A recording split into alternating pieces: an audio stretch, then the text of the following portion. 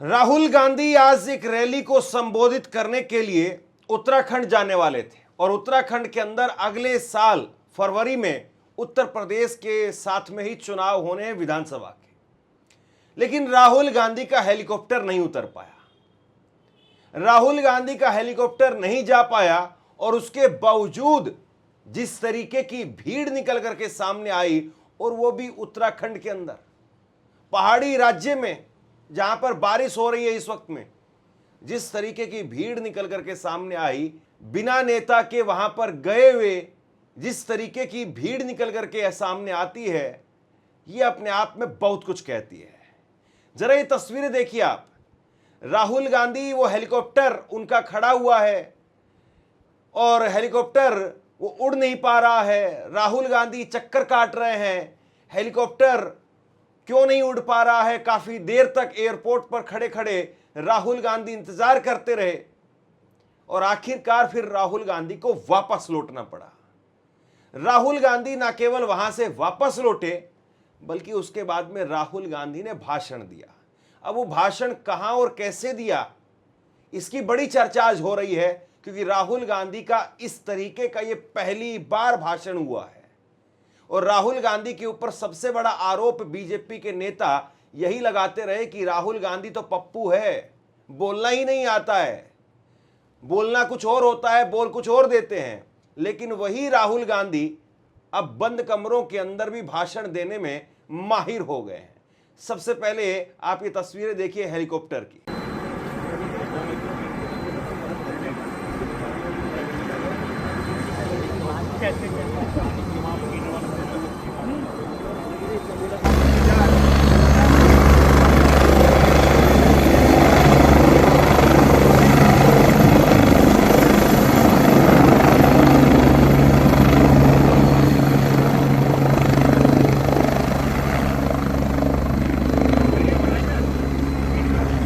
आज राहुल गांधी के उत्तराखंड के अंदर कई प्रोग्राम थे। ये तस्वीर देखिए आप। सुबह 11 बजे एक जनसभा संबोधित करने के लिए अल्मोड़ा उन्होंने जाना था। इसके बाद में 1:15 पर पूर्व सैनिकों के साथ में बैठक थी पौड़ी गढ़वाल में। फिर 3 बजे हल्क जिम में जाना था कोटद्वार में। मोहम्मद दीपक, आपको याद होगा, दीपक कुमार, मोहम्मद दीपक, उनकी जिम का उद्घाटन करने के लिए और उनकी जिम में मेंबरशिप लेने के लिए राहुल गांधी को जाना था। लेकिन आज सारे ही कार्यक्रम रह गए। आज राहुल गांधी नहीं पहुंच पाए और राहुल गांधी ने उसके बाद में जिस तरीके से मैसेज दिया, उस मैसेज में अपने आप में कई मैसेज छिपे हुए हैं। सबसे पहले तो आप यही देख लीजिए कि राहुल गांधी किस तरीके से अब बंद कमरे में भी भाषण दे रहे हैं।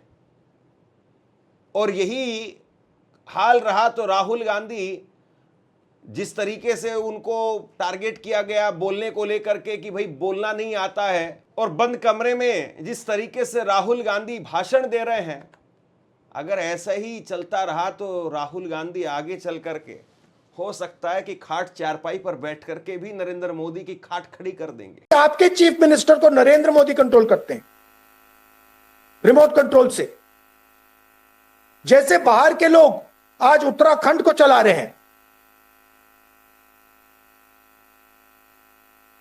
आपके बिजनेसेस छीन रहे हैं, वैसे ही नरेंद्र मोदी जी को डोनाल्ड ट्रंप चला रहा है।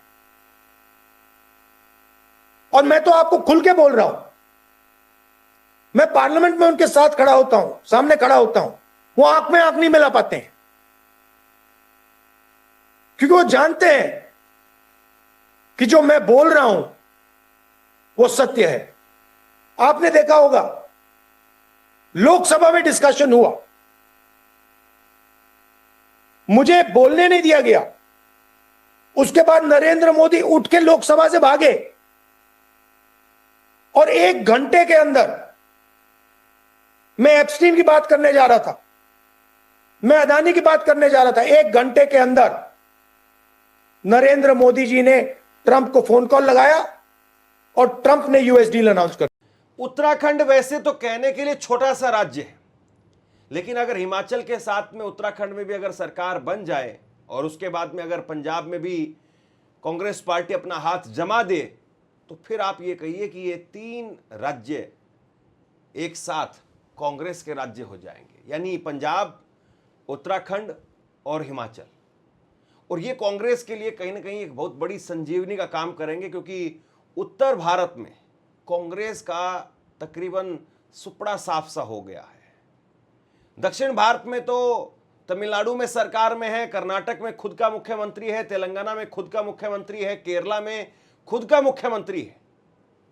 दक्षिण भारत पूरी तरह से पैक है कांग्रेस के लिए। लेकिन साहब, उत्तर भारत में भी सरकार चाहिए। और अगर उत्तर भारत में 3 राज्य साथ में आ जाते हैं, पंजाब, उत्तराखंड और हिमाचल में भी सरकार रिपीट करनी जरूरी है। और अगर ये तीनों साथ में रहे 29 के चुनाव से पहले, तो 3 राज्य ये जहां पर कांग्रेस का मुख्यमंत्री हो, और 3 राज्य नीचे कर्नाटका, तेलंगाना और केरला 6, और उसके अलावा 3 राज्य और है जहां पर कांग्रेस सीधी लड़ाई में है, राजस्थान, मध्य प्रदेश और छत्तीसगढ़ 9 राज्य। गुजरात में हो पाएगा या नहीं हो पाएगा वो एक अलग विषय है, एक बड़ा सवाल है। लेकिन कम से कम अगर 9 राज्यों में कांग्रेस सरकार बनाने में कामयाब हो जाए, तो उसके बाद में 9 राज्यों में कांग्रेस की खुद की सरकार हो, खुद का मुख्यमंत्री हो, और उसके बाद में झारखंड के अंदर गठबंधन में है ही, तमिलनाडु के अंदर गठबंधन में है ही, तो कुल मिलाकर के एक बड़ा गुलदस्ता कांग्रेस के पास में होगा। लेकिन क्या वाकई राहुल गांधी पहाड़ी राजनीति को भांप पाए हैं, या पहाड़ में जिस तरीके की अलग अलग गुटबाजी उत्तराखंड के अंदर भी कांग्रेस में दिखाई दे रही थी, क्या वो सब दूर हो गया है? गणेश गोदियाल और उसके साथ साथ अब हरीश रावत को लेकर के, या फिर कांग्रेस में अब हरीश रावत के जाने के बाद में जो नई पीढ़ी के अब नौजवान नेता हैं, क्या उनमें एका बन पाएगा? और क्या उत्तराखंड बीजेपी के हाथ से कांग्रेस छीन पाएगी? राहुल गांधी आज सैनिकों को लेकर के खूब गरजते हुए नजर आए, और जाहिर सी बात है, उत्तराखंड में छोटा राज्य भले ही हो, लेकिन सेना में उत्तराखंड से, पंजाब से, हरियाणा से, हिमाचल से खूब लोग जाते हैं। और लिहाजा जब वो यहां गए तो अग्निवीर के मुद्दे को उन्होंने नहीं छोड़ा। ऑपरेशन सिंदूर के समय पर जिस तरीके का आक्रोश देश भर में था, और ऑपरेशन सिंदूर के समय पर जिस तरीके से आप यूं कहिए कि पाकिस्तान से जो आने वाले ड्रोन थे, उनको लेकर के उत्तराखंड तक अलर्ट कई हिस्सों में जारी कर दिया गया था, राहुल गांधी ने उत्तराखंड में आज जिक्र कर दिया ऑपरेशन सिंदूर का। और ऑपरेशन सिंदूर का जिक्र करते हुए कहा कि ट्रंप बाबू के कहने पर नरेंद्र मोदी साहब ने सीज फायर कर दिया। और कहीं ना कहीं वो जो दुखती रग है, या सीज फायर को लेकर के बीजेपी का जो कमजोर विकेट है, वहां पर जाकर के राहुल गांधी बल्ला टच करके आ गए।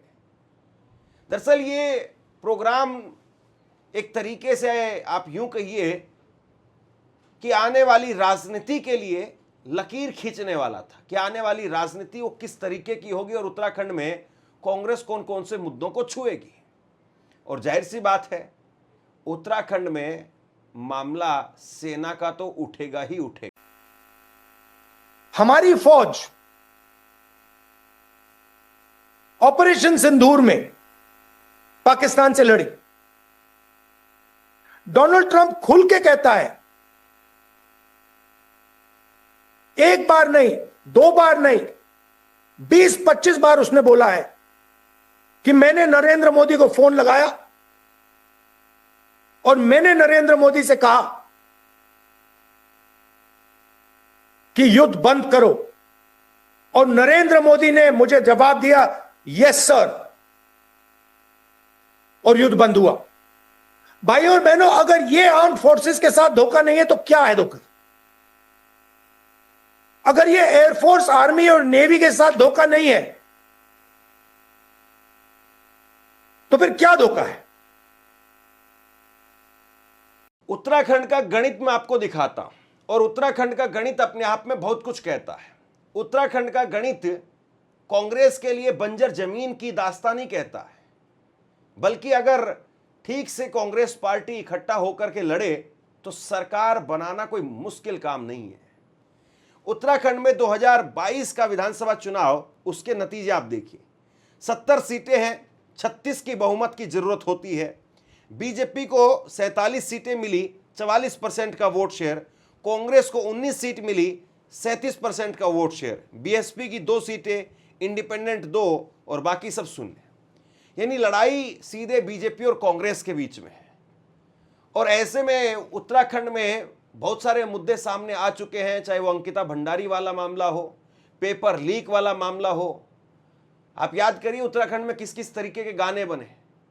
पेपर चोर, गद्दी छोड़, धामी अपना रास्ता मोड़, इस तरह के गाने बने। और वो गाने, वो तराने, वो युवाओं को अगर याद रहे, या युवा अगर उन गानों पर अगर हिसाब किताब चुनाव में भी ले पाया, तो बीजेपी के लिए खाट खड़ी हो जाएगी। और वो गाने जो है वो बड़े गूंजे थे। पेपर चोर, गद्दी छोड़, धामी अपना रास्ता मोड़, और इस तरह के गाने खासे पॉपुलर हुए थे।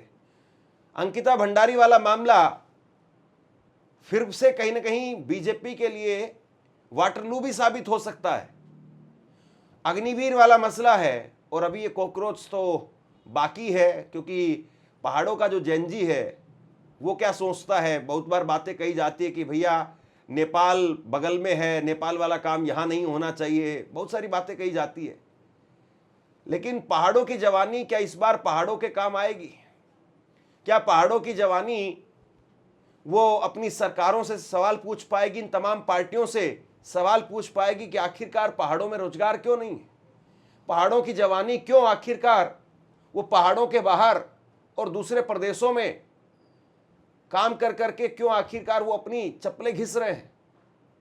उत्तराखंड में जहां लोग घूमने के लिए जाते हैं और उत्तराखंड के अपने लोग वो बाहर काम के लिए जाते हैं, जहां उत्तराखंड में बाहर से आए हुए लोग सुकून पाते हैं, और अपने ही घर के लोग अपने ही घर के सुकून को छोड़ करके बाहर दर दर की ठोकरें खाते हुए कब तक फिरेंगे?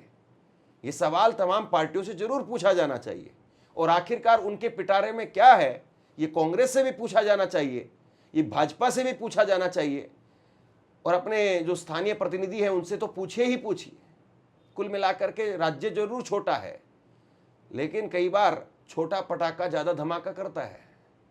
उत्तराखंड का मूड मिजाज क्या है जरूर बताइए। और राहुल गांधी की इस रैली जिसमें वो पहुंचे नहीं और उसके बाद में भी भीड़ आई, इसको लेकर के आप क्या सोचते हैं?